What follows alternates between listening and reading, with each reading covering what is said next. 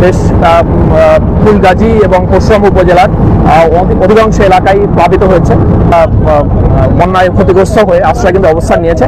তাদের জন্য আমরা কিছু খাবার নিয়ে এসেছি, তৈরি খাবার, রান্না করা খাবার, সেটা আমরা সরবরাহ করার জন্য মধ্য ধনিয়াকুণ্ডা প্রাথমিক বিদ্যালয় আশ্রয়কেন্দ্র যেটা রয়েছে সেখানে আমরা যাচ্ছি।